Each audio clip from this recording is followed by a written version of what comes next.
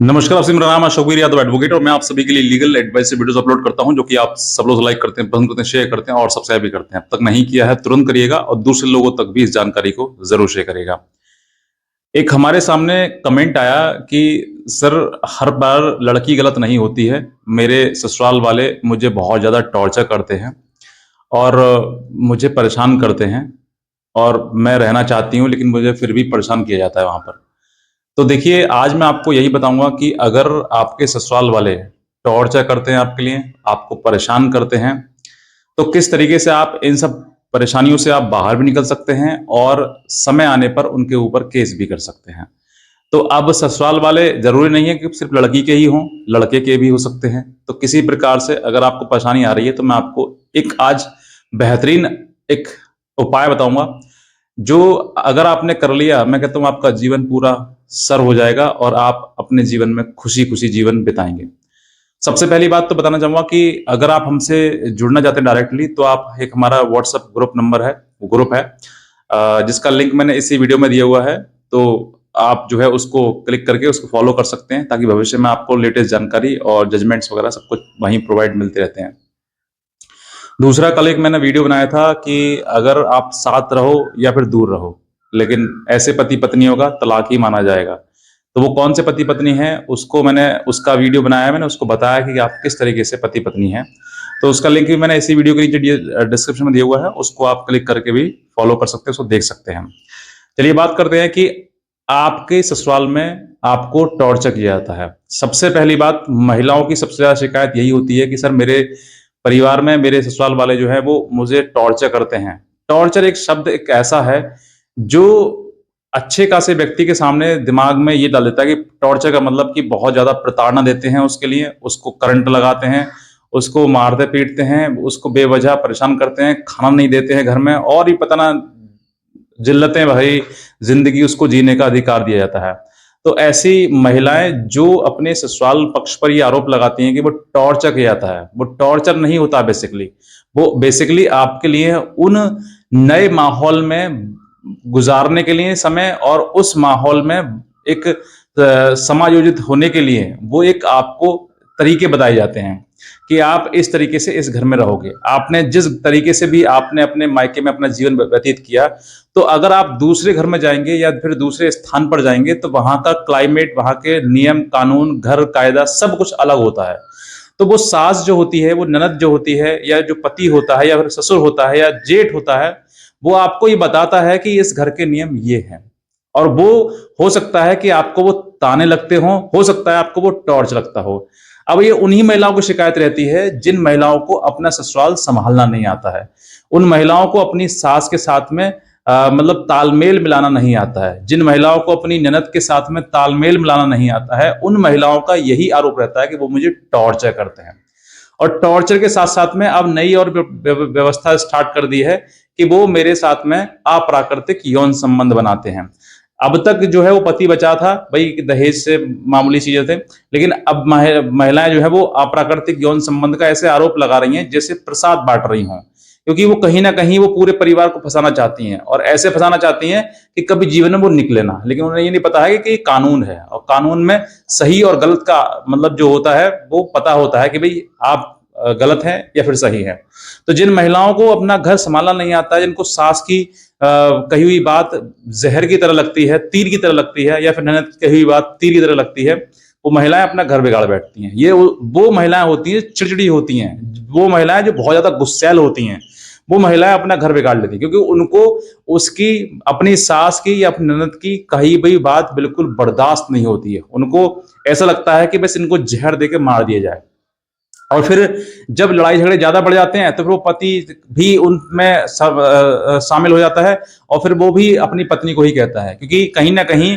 अब तक जो घर, जिस घर में वो पति रह रहा था, उस घर की शांति व्यवस्था सब ठीक ठाक थी। लेकिन जैसे ही पत्नी आई वैसे ही उस घर में लड़ाई झगड़े कलेश शुरू होना हो गया। यानी कि स्पष्ट है कि जो बाहर से व्यक्ति आया है घर में, उसी घर की उसी महिला की वजह से पूरे घर की शांति व्यवस्था खराब हुई है। तो वो जो महिला जो ये कह रही है कि मुझे टॉर्चर करते हैं, मुझे मारपीट करते हैं, वो टॉर्चर मारपीट नहीं करते हैं, आपने उस घर के साथ टॉर्चर किया है। ये नियम है क्योंकि अब तक जो घर था वो बिल्कुल सुख शांति से रह रहा था, उसमें ना ननद की लड़ाई, ना सास की लड़ाई, ना भाइयों की लड़ाई, कोई लड़ाई नहीं थी। लेकिन आपके आते ही उस घर में लड़ाई झगड़े शुरू हो गए, उस घर में कलेश शुरू हो गई, उस घर के ऊपर मुकदमे कर दिए गए, वो सिर्फ और सिर्फ किसी वजह से, आप ही की वजह से। तो ये टॉर्चर नहीं है, ये टॉर्चर तुम्हारे द्वारा किया जा रहा है। तुमने ही उस घर की अर्थव्यवस्था खराब कर दी, तुमने ही उस घर के परिवार के जनों को क्रिमिनल घोषित कर दिया, क्योंकि तुम्हारे पास ही वो अधिकार है कि तुम दहेज का मुकदमा लगा सकती हो, तुम मेंटेनेंस का मुकदमा लगा सकती हो, तुम घरेलू हिंसा का मुकदमा लगा सकती हो। और सच्चाई ये है कि घरेलू हिंसा तुमने ही जाके करी है उस घर में,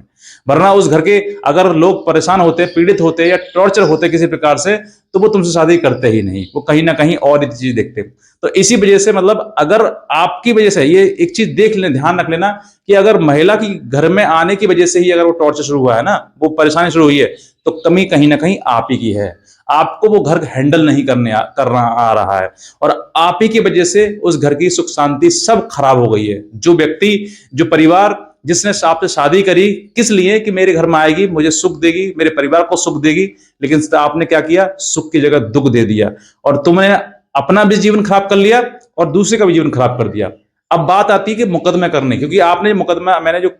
मतलब टाइटल लगाया है कि अगर आप पति पत्नी से, आप अगर ससुराल से पीड़ित हैं या परेशान है, टॉर्चर कर रहे हैं, तो कौन सा मुकदमा लगाना चाहिए, वो मैं मुकदमा बताता हूं आपके लिए। आपके पास बहुत सारे अधिकार हैं, मुकदमा लगाइए, धड़ाधड़ लगाइए, जितना हो सकता है उतना लगाइए, लेकिन कहीं ना कहीं इस बात से आप अनजान मत होइए कि उन मुकदमों के बाद अंजाम आपका तलाक ही होगा। क्योंकि मुकदमे की जो नौबत है वो कब आती है, जब पानी सर से ऊपर उतर जाता है तब। वरना कोई व्यक्ति मुकदमा नहीं करता है, और ना ही किसी को झेलने की, मुकदमा झेलने की शौक है कि भाई हमने शादी कर ली और शादी करने के बाद अब हमें शौक हो रहा है भाई हम बहू से मुकदमा झिलवाएंगे। ऐसा किसी का भी शौक नहीं है। हर किसी को परेशानी होती है, हर किसी को पीड़ा होती है, हर कोई व्यक्ति जो है वो परेशान है इन सब मुकदमों से। अगर आप चाहती हैं कि मेरा घर परिवार टूट जाए, मेरा तलाक हो जाए, मैं बर्बाद हो जाऊं, मेरी जिंदगी तबाह हो जाए, मुकदमे करिए, खूब करिए, दबा के करिए मुकदमे। दहेज प्रथा का मुकदमा लगाइए, 370 का लगाइए, 376 का लगाइए, डीबी का लगाइए, मेंटेनेंस का लगाइए, जेल भिजवाइए, जो अच्छा वो करिए, लेकिन अंत में परिणाम ध्यान रखिए कि परिणाम यही आएगा कि आपका घर नहीं बसेगा, आपका परिवार टूट जाएगा, बिल्कुल आपका जीवन बिल्कुल तबाह हो जाएगा। आप इस मैरिज के बाद दूसरी मैरिज करना, और दूसरी मैरिज के बाद तुमसे इतिहास फिर पूछेगा कि उसमें क्या हुआ था, फिर तुम बताना कि ऐसा हुआ था, वैसा हुआ था। अगर बुद्धिमान व्यक्ति होगा ना, तो वो समझ जाएगा कि ये महिला ही गलत है कहीं ना कहीं, और अगर वो बुद्धिमान नहीं हुआ तो वो हाँ हूं करेगा, और कुछ दिनों बाद कहते ना कि अत्याचार, यहां पर टॉर्चर हुआ, क्योंकि ऐसा कोई घर नहीं मिलेगा जिसमें सास ना हो, ननद ना हो, जेठ ना हो, ससुर ना हो, कोई ना कोई तो एक व्यक्ति होगा। और फिर वही बातें तुमसे कही जाएंगी, और अब की बार और ज्यादा तेज तर्राक तरीके से कही जाएंगी, क्योंकि अब आप सेकंड स्थान पर हो, दूसरे के घर में नहीं, अब तीसरे घर में जा रहे हो आप अब। तो इसी वजह से जो है, अब जो है आपके पास जो टॉर्चर की जो सीमा है वो और बढ़ जाएगी। अब आप टॉर्चर टॉर्चर चिल्लाते रहना, लेकिन टॉर्चर नहीं है वो असलियत में तुमको उस घर में रहने का अधिकार जिसमें दिया गया है, वो लोग आपको परख रहे हैं कि तुम इस घर में रहने योग्य हो कि नहीं हो। भगवान भी अगर आपको काबिलियत देता है ना, कोई चीज देता है, तो पहले से उससे टेस्ट लेता है कि आप उस टेस्ट में पास होगे या फेल होगे। और जो मैं भगवान ही सोचता है कि जो मैं आपको काबिलियत दे रहा हूं, क्या उसको तुम लायक हो या फिर नहीं हो, तो वो भी टेस्ट लेता है आपके अनुसार, वो भी भगवान का एक टॉर्चर होगा। इसीलिए मैं कहता हूं, जिस घर में तुम जा रहे हो वो घर में टॉर्चर नहीं है, वो उस घर में रहने का, सहने का, उस तरीके को अडॉप्ट करने का आपको वो एक टेस्ट है, जो टेस्ट आपको पास करना है। इस जितनी भी महिलाओं ने इस टेस्ट के लिए टॉर्चर कहा है, या फिर किसी प्रकार से इसको परेशानी कहा है, मेंटली टॉर्चर कहा गया है, ये सब कुछ वही चीजें हैं जो आपको बर्दाश्त नहीं होती है, आपको हैंडल नहीं की जाती है। और इसी वजह से इसका नाम दे दिया, क्योंकि कानून में क्या है, कानून में कोई टॉर्चर नाम से कोई अपराध नहीं है, कोई मेंटल टॉर्चर का नाम से कोई अपराध नहीं है। इसी वजह से जो है इसको दहेज मांगने के मैं परिवर्तन कर दिया, बदल दिया कि भाई दहेज मांगते हैं, इसलिए हम कोर्ट में आए हुए हैं। तो ये दहेज नहीं है, दहेज के पीछे साजिश बची जाती है, और इसी वजह से आज के टाइम में ये मुकदमा करने के बाद रिश्ता तो खत्म करना ही है, उनको रिश्ते की कोई वैल्यू है नहीं, उसके पीछे फिर एलिमनी मांगी जाती है, पैसा मांगा जाता है, पैसा दो और वो खत्म कराओ केस। तो ये सब क्या है, एक